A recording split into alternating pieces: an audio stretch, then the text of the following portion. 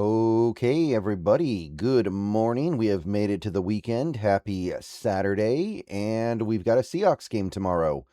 Tomorrow evening, the Seattle Seahawks will be taking on the Tennessee Titans in preseason game number 2, first game on the road, and we got some stuff to talk about before we get there. So let's get into this one a little bit, and right up front, right off the bump, I will say, I expect this game to be mostly second, third, and fourth stringers. Not really expecting much action from the starters. We will see, but that is my expectation right now. This video is sponsored by Prize Picks.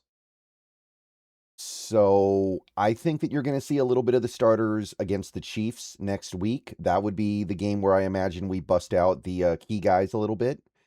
But because we just had the joint practice, and because we've got the bye week between week 3 of the preseason and week 1 of the regular season, I think we just hold out and go ahead and play the backups this week. So if you're a third stringer or a fourth stringer, this game might kind of be your last chance, because next week you're not going to have the same number of opportunities.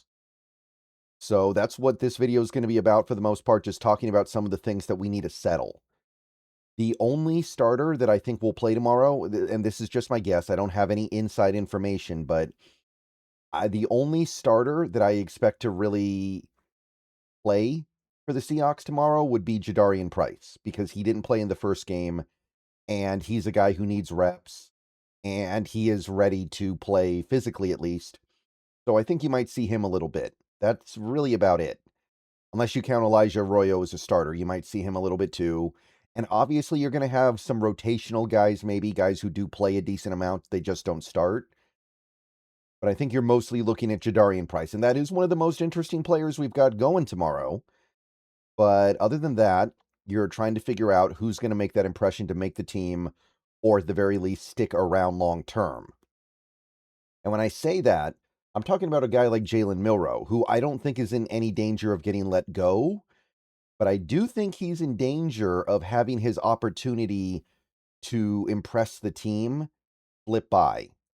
And if Jaylen Milroe doesn't play well tomorrow, I do wonder if that kind of sets the stage for the team to find another developmental quarterback next offseason.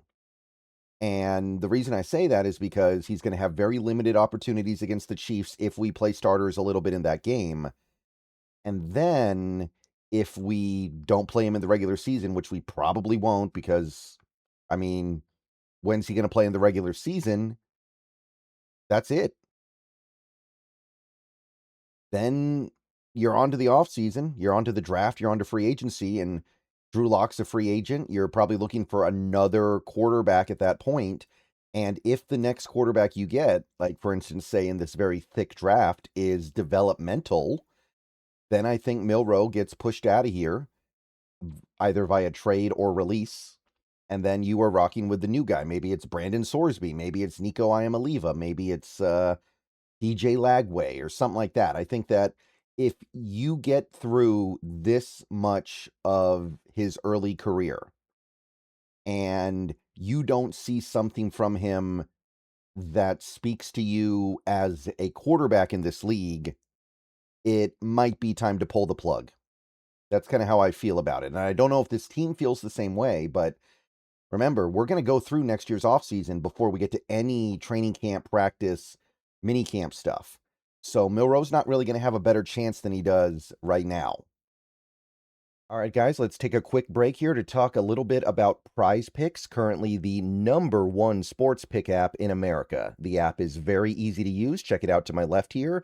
You can do player picks, where you just pick more or less on a few player stats and lock in your lineup. Or you can pick teams, where you pick winners, spread, or total on any game or fight. The app is available in most states, including California, Texas, and Florida. Right now, they have a great offer. You can play your first $5 lineup and get $150 in lineups if you win. All you have to do is use code HMA when you sign up. It's a brand new offer, best time possible to get on the app. So get on over there and get to winning that first lineup. So remember, Prize Picks, code HMA. Download the app today and remember to always gamble responsibly.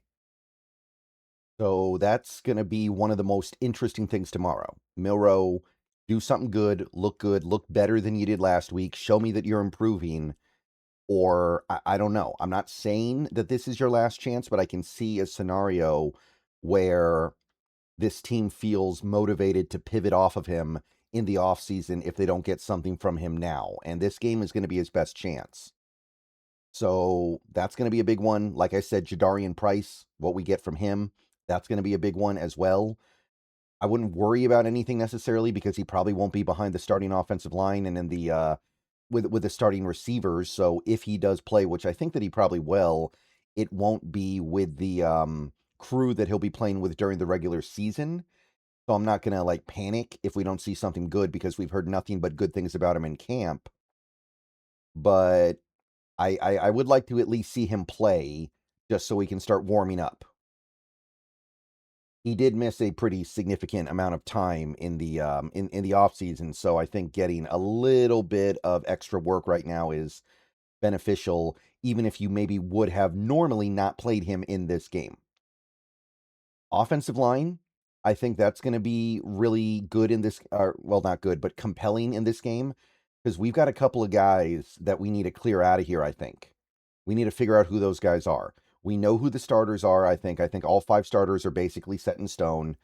Assuming we don't trade Olu, we know who the backups are going to be for the most part.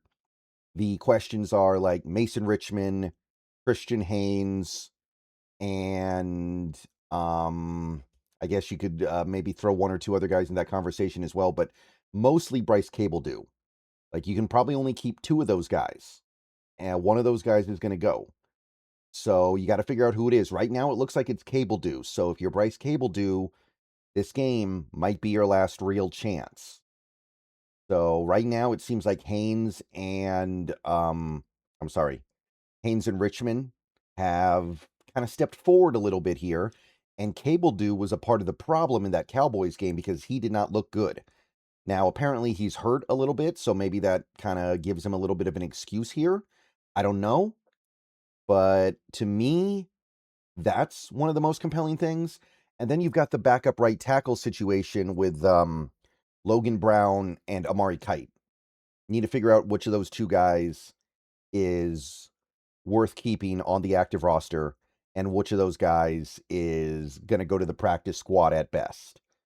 And that one, I don't have a great sense of who's going to win. I thought it was going to be Kite, but it seems like Logan Brown is doing something this team likes because despite the penalties, it seems like this team appreciated his play last week. So going to figure out what's going on there because I don't really like only having the 1 backup tackle. I don't like only having Josh Jones on the roster to back up both tackle spots.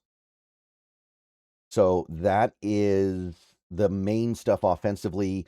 The rest of it, like if Arroyo plays, yeah, I hope he does well. I hope he makes some catches, but it's not like Arroyo's going to get cut if he doesn't, right? I'm not worried about that. I would like to see, for instance, well, we're not going to have Torrey Horton in this game, so I'm not going to say that, but I would like to see, Cody White or Montori Foster make plays, but I don't know how much of their fate is wrapped up in this.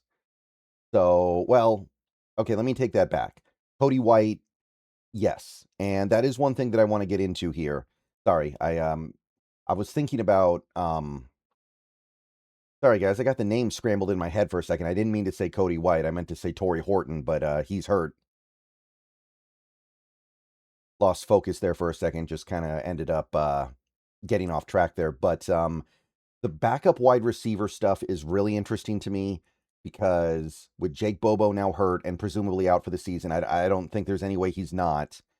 Jake Bobo being out creates an opening for somebody else. You'd assume that Montori Foster Jr. is going to make the team now because he's looked so good in camp. The question is, who's the other guy? Is it Cody White or is it Emmanuel Henderson Jr.? Is it Irv Charles Jr.? Or is it maybe Rashad Rochelle? My sense is that it's probably Cody White right now, but Emmanuel Henderson Jr. is younger and cheaper. So if he can make some plays in the offense tomorrow, then you're looking at him and you're like, okay, younger, cheaper, special teams whiz from college. Now he's doing stuff in the passing game a little bit. Maybe that's better than Cody White. You save a little bit of money, you get a little bit of youth, and you're getting similar quality of play. Because I like Cody White. He can do good stuff for you, but at the end of the day, Emmanuel Henderson Jr. could easily provide the same stuff. Okay, so that is what is going on offensively, I think. Defensively, I'm still looking at that edge room. I know who the 4 guys are, but we need a 5th. I want to figure out who that 5th guy is. Jared Ivey, Connor O'Toole, that crew, somebody step forward. Jalen Gaines is on the list as well. I want to see one of those guys step forward.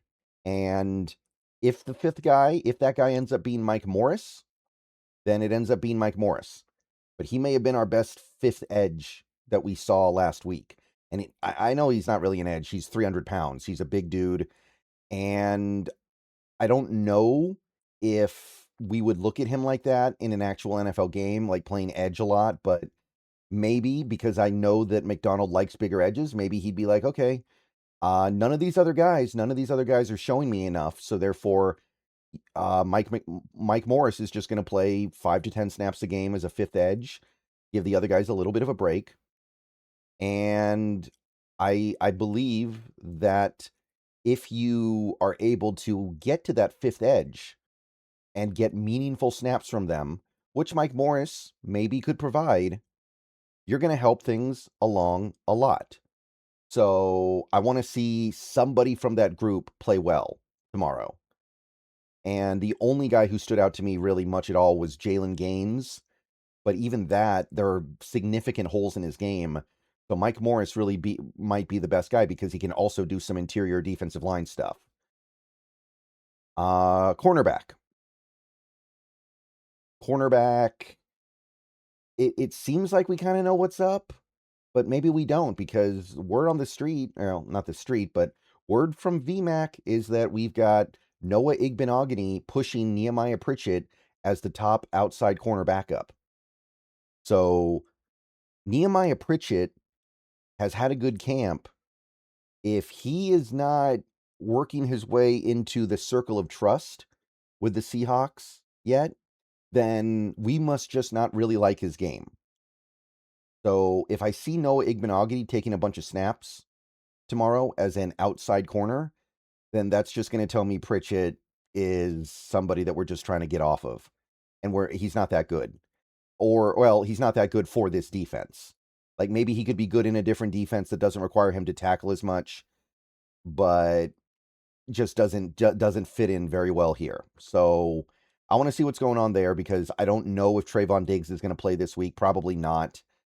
So guys like that are going to get a big opportunity tomorrow.